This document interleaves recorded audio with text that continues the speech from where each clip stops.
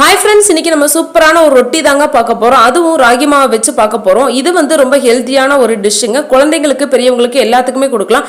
ஒரு பாத்திரத்தில் ஒரு கப் அளவுக்கு ராகி மாவு சேர்த்துக்கோங்க. ஒரு மீடியம் சைஸ் பெரிய வெங்காயத்தை பொடி பொடியாக கட் பண்ணி ஆட் பண்ணிக்கோங்க.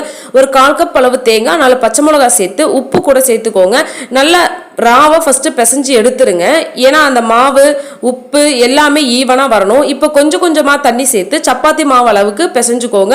மாவு வந்து ரொம்ப தண்ணியாக போயிடுச்சுன்னா அது வந்து நம்ம தட்டி எடுக்க முடியாது. அடைய இந்த பக்குவத்துக்கு மாவு இருக்கணும். இப்போ ஒரு தோசைக்கல் வச்சுக்கோங்க. அதில் ஆயில் அப்ளை பண்ணிட்டு ஒரு உருண்டை அளவு மாவு எடுத்து நீங்கள் இதில் இப்படி தட்டி தட்டி கூட விட்டுக்கலாம். இல்லை எனக்கு அப்படி பண்ணுறது கஷ்டமாக இருக்கும், கை சுடும் அப்படின்னு நினச்சிங்கன்னா ஒரு பாலித்தீன் பேக்கெட், அதாவது பால் பேக்கெட் ஏதாவது இருந்துச்சுன்னா அதில் நீங்கள் லேசாக ஆயில் அப்ளை பண்ணிட்டு அதில் வந்து நீங்கள் ஒரு உருண்டையாட்ட வச்சு தட்டி தட்டி எடுத்தீங்கன்னா இந்த மாதிரி சூப்பராக ஷேப்பாக வந்துடும். நீங்கள் எண்ணெய் ஊற்றி 2 பக்கம் சுட்டு எடுத்தீங்கன்னா சூப்பரான அடை, தேங்காய் சட்னி, வேர்க்கடலை சட்னி கூட சாப்பிட்றதுக்கு நல்லாயிருக்கும். வீடியோ பிடிச்சிருந்தா லைக் பண்ணுங்கள்.